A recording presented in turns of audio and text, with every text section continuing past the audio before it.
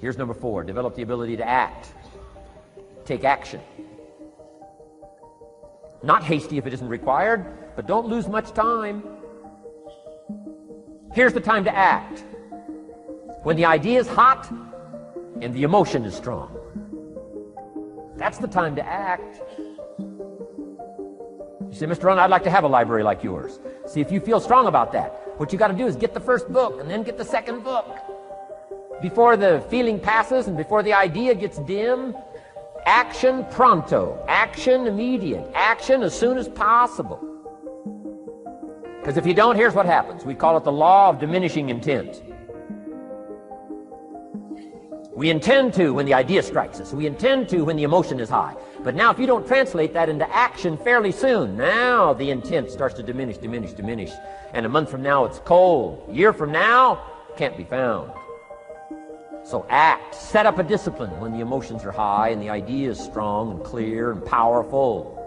That's the time to set up the discipline. Somebody talks about good health and you're stirred. Say, right, I need to get a book on nutrition.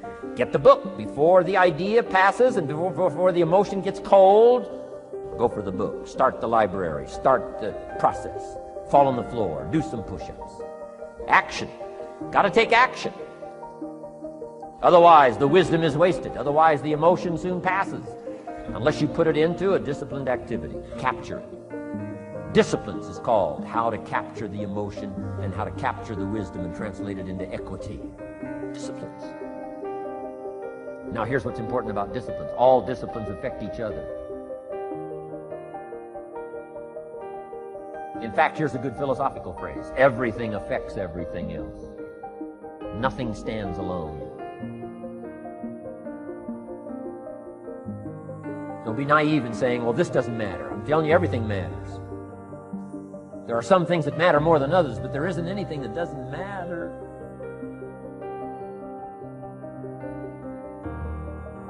We all pity the man who says, well, this is the only place I let down.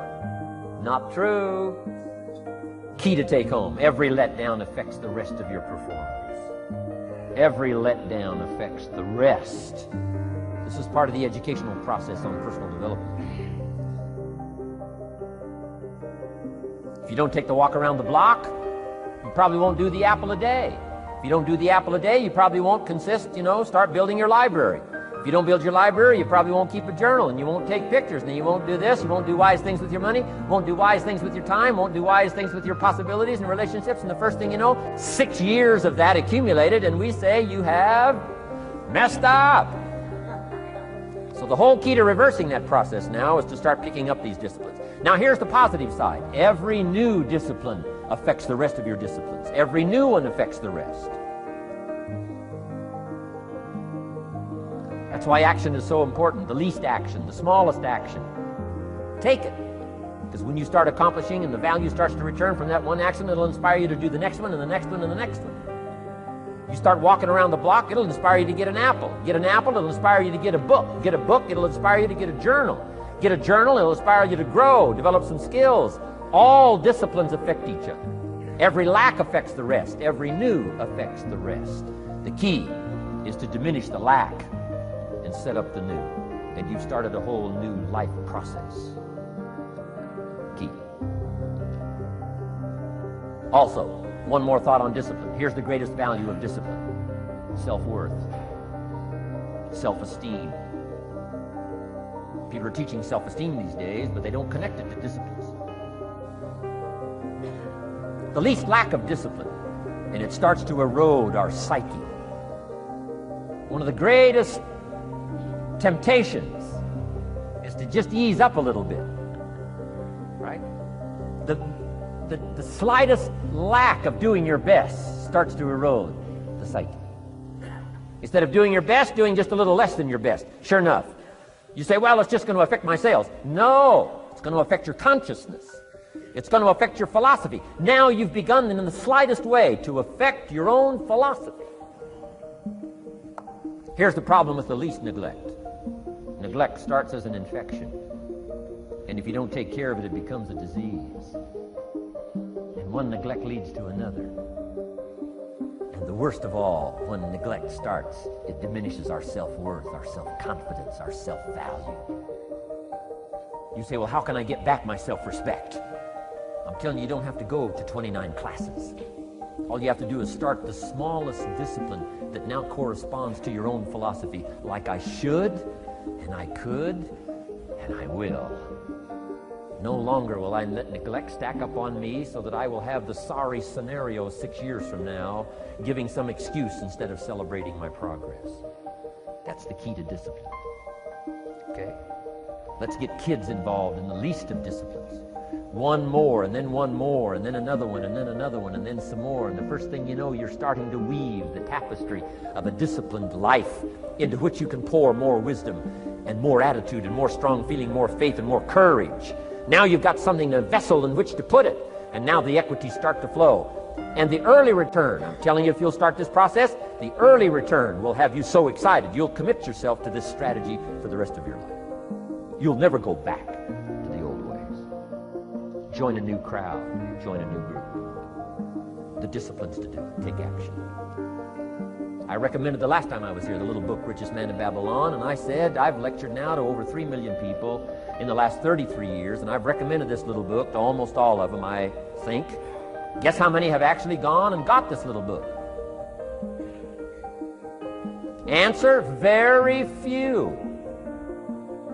My best guess is 10%.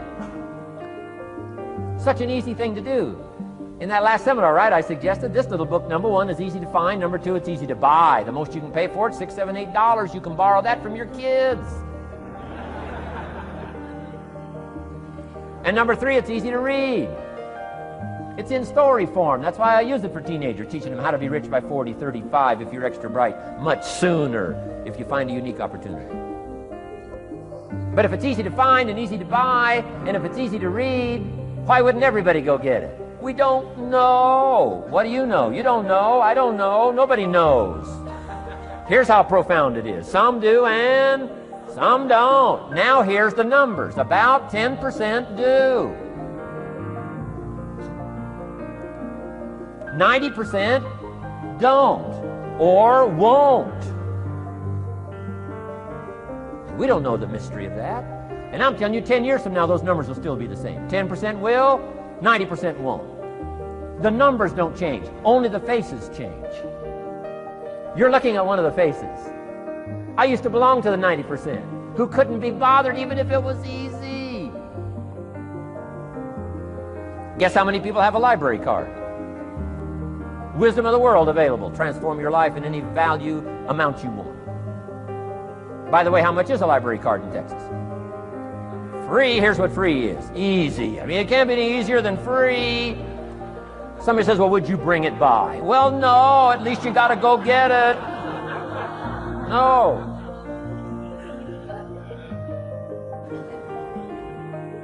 Wisdom of the world available. Transform your life spiritually, socially, personally, economically, and every other way. Teach you how to be rich and powerful and sophisticated and healthy and influential. How many people have a library card? Answer, 3%. 95, 97% couldn't be bothered. Guy specializes in happy hour, but he doesn't have a card. And now readily and quickly blames the government and blames his company and blames policy and blames the pay scale.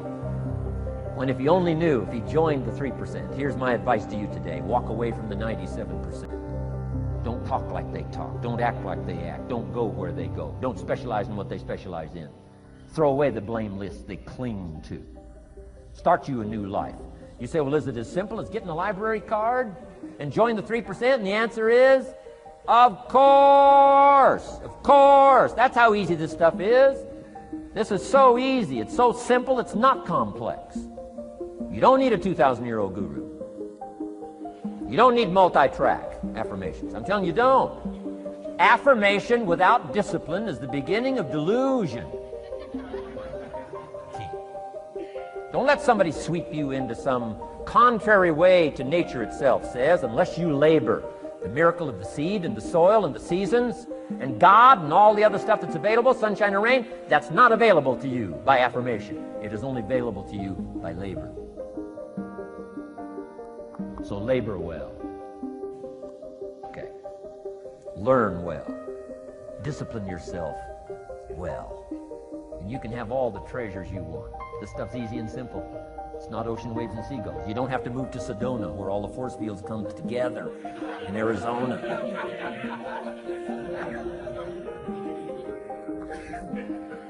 Let's teach our kids the simple ways to transform their health, number 1. Their economics, number 2.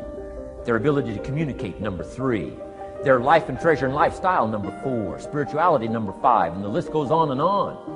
Let's not leave out any of the least of disciplines that encourage us to do the next one, to do the next one, to do the next one. First thing you know, this whole scenario for you is spinning up instead of out of control on the negative side.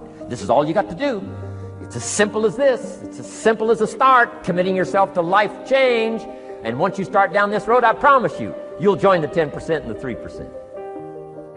We're going to talk financial independence in just a little while. Guess how many people can retire from the income of their own personal resources when it comes time to retire? Answer, 5%. In the most independent country in the world, 95% are dependent, 5% are independent. Take charge of your own retirement. I'm telling you, if you take charge of your own retirement through personal development and all these skills we've taught today, plus what's coming up, financial independence, I'm telling you, take charge of your own retirement, you can multiply it at least by 5, maybe by 10, maybe by 20, maybe by 100. Let the government take care of it, some company take care of it, you got to divide by 5. Take charge of your own life, take charge of your own day, take charge of your own conversation, take charge of your own family, take charge of your own possibilities. And learn these skills, develop this kind of strategy, and I'm telling you, life will open up for you. Join the 3%, join the 10%, join the 5%, walk away from the 95%. In our Leadership Weekend we teach, find out what poor people read and don't read it.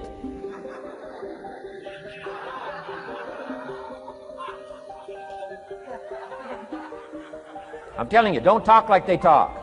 Lend a helping hand, but don't fall into their poor philosophical scenario. Don't blame what they blame. Don't use the excuses they use. It's called the language of the poor. Switch gears, switch language, switch ideas, switch strategy.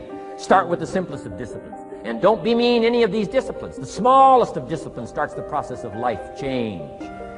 And if you'll invest in this thing called discipline, you can have whatever you wish. It's called the beginning of a miracle.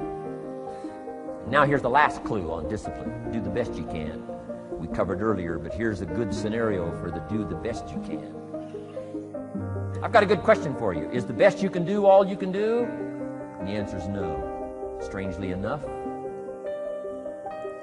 If we all fell on the floor right now and did as many push-ups as we possibly could,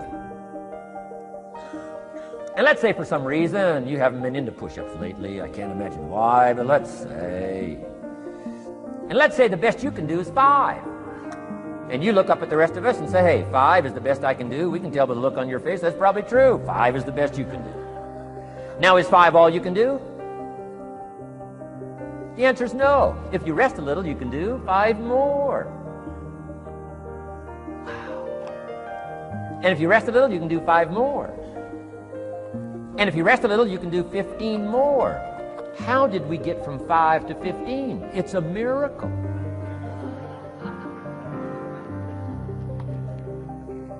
And if you rest a little, you can do 15, rest a little, you can do 15, rest a little, you can do 20. How did you get from 5 to 20? It's a miracle. Did you know you can keep doing that? Do a little more, rest a little, do a little more, rest a little, and finally get up to 50 push-ups? Is it possible to get up to 50 push-ups? Of course. How do you go from 5 to 50? It's a miracle. How do you get a miracle going? Number 1, do what you can. Don't leave out what you can, from writing a letter to your mother in Florida. Start cleaning it all up. 2, doing the push-ups. Go from 5 to 50. It's a miracle. Number 1, do what you can. Number 2, do the best you can. Here's number 3, rest very little.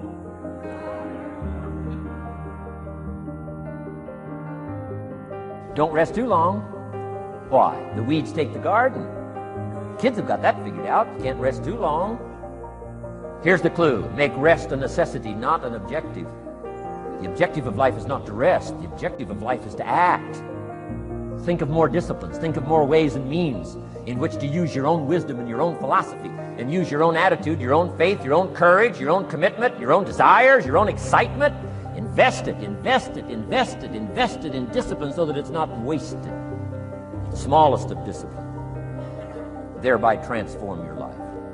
Join the 5%, join the 10%, join the 3%. Guess when I went and got this little book, Richest Man in Babylon? The same day I heard about it. I went and got it. Somebody says, well, Mr. Rohn, does that make you different than most other people? And the answer is yes. Somebody says, well, why is that? We don't know. We don't know. What do you know? You don't know. I don't know. None of us knows. Some do and some don't. The numbers don't change. Only the faces change.